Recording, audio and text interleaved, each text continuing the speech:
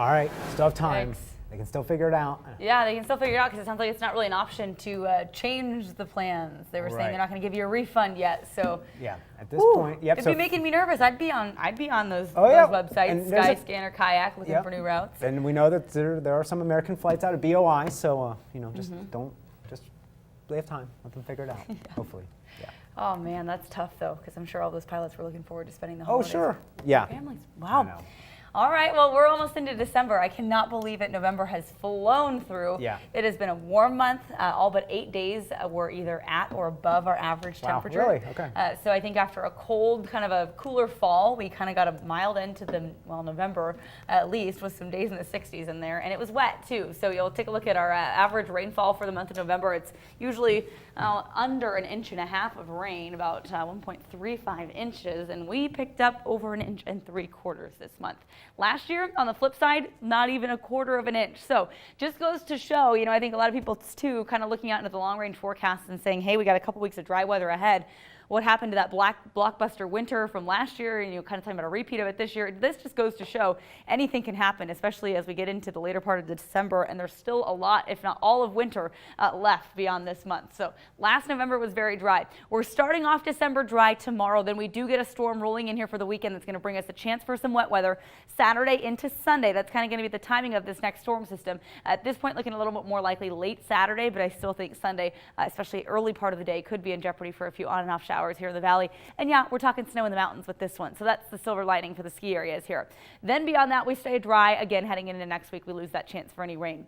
Satellite and radar looking pretty quiet this morning. We are seeing cloud cover building in. We'll see that deck of clouds locked in place, I think, by late in the afternoon, as a weak little disturbance kind of passes through mainly to the north of us. So we're on the outer edge of this thing, but it could send a few snow showers to our northern mountains as we get into the later part of the evening and overnight tonight. But you can see most of the rain, the bullseye for this storm, is in our neighboring states and northern Idaho as the day wears on. For us, I think it's going to take until Saturday to get that storm in here. So there's the potential for a few of the showers in our northernmost mountains, really the central Idaho mountains, but the northern part of our forecast zone. Northern Idaho could see some good snowfall out of this, same with western Montana. This next storm, this one that's kind of racing in, barreling in from the Pacific Northwest, by Saturday will be the one we're watching to bring us some wet weather. So really we know how it goes. It's strongest out there on the west, and the mountain ranges do a lot to break things up for us here, especially in the lower valleys. We kind of get that rain shadow effect.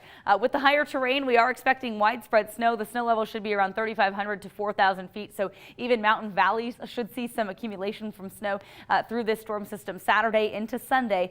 Notice here about 9:30 Saturday night, still keeping us dry. That'd be a great scenario for that Bronco home game this weekend. Of course, the Mountain West Championship. If that holds true, to be determined. We still need to learn a little bit more about this storm, but that does carry the precipitation over into early Sunday morning, maybe getting a little bit of a rain-snow mix in here very early Sunday in the valley. For today, though, none of that in the cards. We're looking at a good mix of sun and clouds through the day. I think more cloud cover, though, as the day rolls on. A high of 43 this afternoon. The cloud deck, again, pretty much locked in place by 6 p.m. Daytime highs today, low to mid-40s, 44 for some of us, 43 for others. Right around the freezing point in McCall today, 40 in the Sun Valley area, but cooling off. We'll actually warm up a bit for Friday and Saturday. So again, that's kind of the good piece of this, is that we've had colder games out there at Albertson Stadium. 45 when the game starts on Saturday night, 41 by the time it ends. So I'd say plan for upper 30s to mid 40s. Know that even a light breeze could make that wind chill come into play. There is a chance for showers, but otherwise I think we'll hopefully stay mainly dry. I don't think this is going to be a soaker of a game where it rains the entire time by any means, but we'll be keeping our eyes on that forecast here over the next 24 to 48 hours, obviously. So we get upper 40s tomorrow and Saturday, maybe not a couple of bad days, or a good window in there late Friday, early Saturday to get some Christmas lights up if that's still on your to-do list this weekend. Rake up any of the last of those leaves. We still have a few in our yard to get rid of. And then from there, well, we cool off early next week, so that chance of showers shuts off late Sunday. And then from there, we start talking about sunshine, colder temperatures, high pressure in control. That could mean inversion, so we could throw in some patchy fog and haze.